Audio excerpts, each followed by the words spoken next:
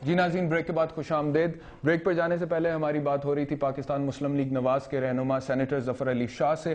थोड़ा सा वो नाराज हो गए थे हमसे, लेकिन हमने उन्हें मना लिया और हमारे साथ वापस हैं वो प्रोग्राम में। शाह साहब, बहुत शुक्रिया प्रोग्राम में वापस तशरीफ लाने का।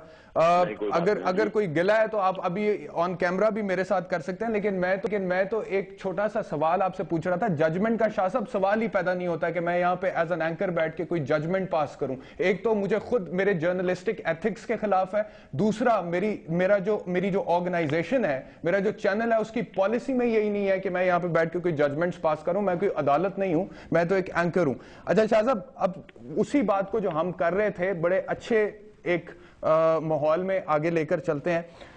मैं सिर्फ इतना कह रहा था कि जो लोग ये प्रिजम्पशन ड्रॉ करते हैं वो ये कहते हैं कि अकरम शेख साहब का एक झुकाव है पाकिस्तान मुस्लिम लीग नवाज की तरफ, और उनके जो बयानात मीडिया के सामने हैं या उनकी जो स्टेटमेंट्स हैं या उनकी जो प्रेस कॉन्फ्रेंसेज हैं या जो केसेस उन्होंने टेकअप किए हैं एज अ लॉयर, उसमें वो झलकता है। तो आज तक उन्होंने कोई पीपल्स पार्टी के हक में बयान, मेरे इल्म में तो नहीं, अगर आपके इल्म में तो जरूर बताइए। पाकिस्तान मुस्लिम लीग नवाज के हक में बहुत वो बयानात देते हैं। तो इस वजह से लोग ये प्रिजम्पशन ड्रॉ कर रहे हैं। तो मैं उस पर आपका ओपिनियन मांग रहा हूं, कोई जजमेंट नहीं दे रहा कि ऐसा जरूर है, अपना ओपिनियन दे दें आप। हाँ, नहीं, मैं यही अर्ज कर रहा हूँ ना कि ये प्रिजम्पशन ड्रा करता है अगर कोई, वो उसके अपने जहन की एक इख्तरा है। लेकिन मैं और आप तो जानते हैं ना कि किसी वकील पर कोई पाबंदी नहीं है कि वो जो है वो उसके क्लाइंट 500 ना हो। जिस वजह से अगर शेख अकरम के क्लाइंट मियां नवाज शरीफ साहब रहे हैं और उनका झुकाव या उनकी लाइकिंग जो है एक वन पार्टी की तरफ है और वो दूसरी पार्टी की तरफ, ये देखे ना, ये तो बिल्कुल एक अजीबोगरीब किस्म का प्रिजम्पशन है ना। अगर किसी के जहन में आती है और कोई इन्फ्लुएंस ड्रा करता है, इस किस्म के इन्फ्लुएंस ड्रा करने के पीछे कोई लीगल एथिक्स फोर्स नहीं होती। ठीक है, लेकिन वो जैसे देखे ना आज का वाकया हो गया, उसके बाद ये बात ज्यादा होने लगी। अकरम शेख साहब बगैर वकालतनामे के कमीशन के सामने पेश हो गए इस्लामाबाद हाई कोर्ट में, तीनों चीफ जस्टिस के सामने पेश हो गए बगैर वकालतनामे के। तो लोगों ने, कहने वालों ने कहा कि शायद कहीं वो अपने आप को ऑफिशियली PMLN का लॉयर समझते हैं, इसलिए उन्हें वकालतनामे की जरूरत नहीं है। तो नहीं, अब आप इतना क्यों PMLN को ना करें ना, गलती अकरम शेख की है और मलबा आप PMLN पे फेंक रहे हैं। अकरम शेख को वकालतनामा लेके जाना चाहिए था, जिसमें हमें जिम्मेदार है उसकी वकालत के कि वो वकालत ठीक कर रहा है या गलत कर रहा है, वकालतनामे लेके जा रहे हैं या नहीं लेके जा रहे हैं। ये पाकिस्तान में सब गलती है।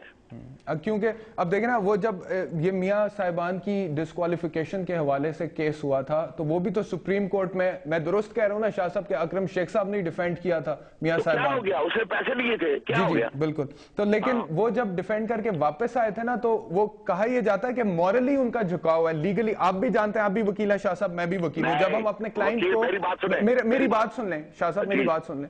जब हम अपने क्लाइंट को रिप्रेजेंट करते हैं इन अ कोर्ट ऑफ लॉ, अदालत में उसकी तर्जुमानी करते हैं, कानूनी तौर पर करते हैं, इखलाकी तौर पर क्या हम दूसरे फरीक के खिलाफ कोई बयानात देते हैं? जैसे अकरम शेख साहब ने तब कहा कि दीज जजेस will be held responsible accountable on the day of judgement, रोजे क़यामत इनसे पूछा जाएगा। फिर उन्होंने कहा ये जो जजमेंट है ये सदर आसिफ अली जरदारी को पेश की जाएगी उनकी चाइना के दौरे से वापसी पर बूके बना के। क्या आपने कभी इस तरह के बयानात दिए अपने किसी क्लाइंट को कानूनी तौर पर अदालत में? मैंने कभी नहीं दिया। आप देखे ना, आप दूसरे लफ्जों में आप शेख अकरम का केस पेश कर रहे हैं। मैं कोई शेख अकरम का वकील हूं या उसके खिलाफ पेश हो रहा हूं या उसके हक में पेश हो रहा हूं, ये उसके बारे में डायरेक्ट उसी से पूछे कि तुम ये क्या कर रहे हो, क्या कर रहे हो, ये क्या कर रहे हो, वो क्या कर रहे हो। नहीं, बिल्कुल मैं आपसे एग्री करता हूं, पूछना उन्हीं से चाहिए। मैं तो आपका ओपिनियन ले रहा हूं।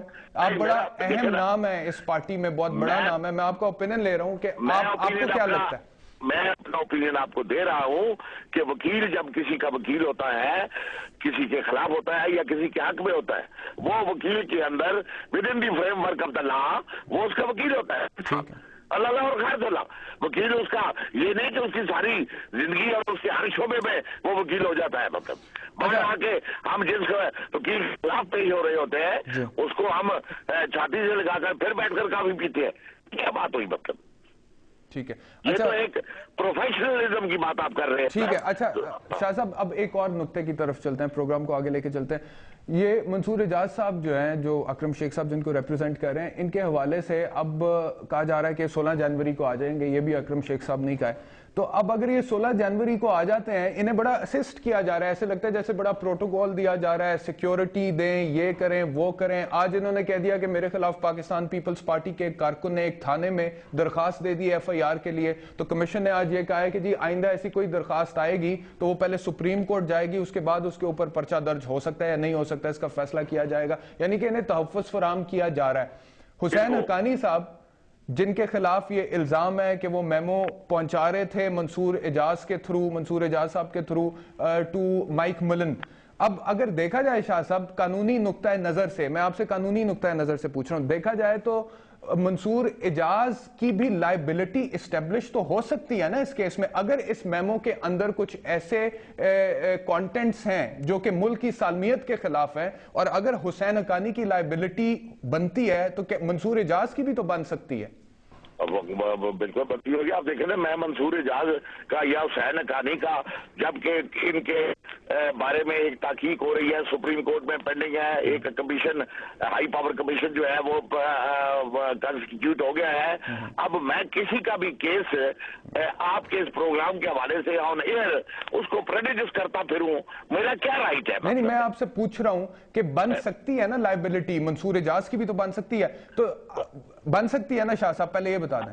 नहीं, आप देखें ना जी, पहली बात तो ये है कि अब अगर दोनों धड़े की तरफ जाएं, गवर्नमेंट जो डायरेक्टली हमारी अपनी गवर्नमेंट जो है और गवर्नमेंट के जो फंक्शनरीज हैं वो इन्वॉल्व है इसमें, जो कि कहते हैं नहीं ये तो ये पीस ऑफ पेपर है, इसके अलावा इसकी कोई हैसियत नहीं है। नहीं, मैं ये नहीं कह रहा शाह साहब, मैं आपसे कोई जजमेंट नहीं मांग रहा कि बताएं लाइबिलिटी बनती है या नहीं बनती है। चले let's not talk about liability को साइड पे रख देते हैं। मैं एक और बात आपसे करता हूं कि मंसूर एजाज को हुसैन हक्कानी की तरह ट्राई तो किया जाना चाहिए ना, उसके खिलाफ केस तो चलाया जा सकता है, लाइबिलिटी का फैसला तो अदालत ने करना है ना। तो देखे ना, फिर हम बहुत आगे चले गए हैं ना। अभी तो it is yet to be decided.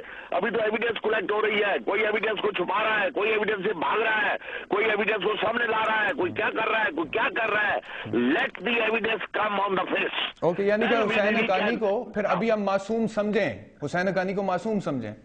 आपका सारा जोर सिर्फ हुसैन हक्कानी को मासूम समझने पे है या मुल्क की सिक्योरिटी के बारे में आपकी तवज्जो है? मेरा जोर इस वक्त जो है ना मुल्क की सिक्योरिटी के ऊपर है, और उसके साथ साथ ये है कि किसी किस्म की कोई डिस्क्रिमिनेशन नहीं होनी चाहिए, तासुब नहीं होना चाहिए। अगर देखें सवाल क्या था मेरा, मैं आपको जिस सवाल की तरफ लेके जा रहा था, सवाल मेरा ये था कि अगर हुसैन हक्कानी का ECL में नाम डाला जा सकता है और हुसैन हक्कानी का उससे पासपोर्ट लिया जा सकता है, तो मंसूर एजाज जब 16 जनवरी को यहां पर आ जाएगा, उसके बाद मंसूर एजाज को वापस जाने के लिए आपको अलाउ करना चाहिए जब तक कि इस केस की इंक्वायरी पूरी नहीं हो जाती है, फैसला नहीं हो जाता कि हुसैन हक्कानी जिम्मेदार है, मंसूर एजाज जिम्मेदार है या फिर कोई और जिम्मेदार है, क्योंकि मुल्क की सालमियत का मामला है। मंसूर एजाज को वापस भेजना चाहिए ना। ये जजमेंट मैंने नहीं जी। साहब से हमारा राब्ता मुनक़ता हो गया है। इस बार उन्होंने खुद से राब्ता मुनक़ता नहीं किया, कुछ प्रॉब्लम आ गया था लाइन में से, जिसकी वजह से राब्ता मुनक़ता हो गया। एक ब्रेक का टाइम भी हो गया नाजरीन, ब्रेक पर जाएंगे, ब्रेक से वापस आएंगे और प्रोग्राम को आगे लेके चलेंगे।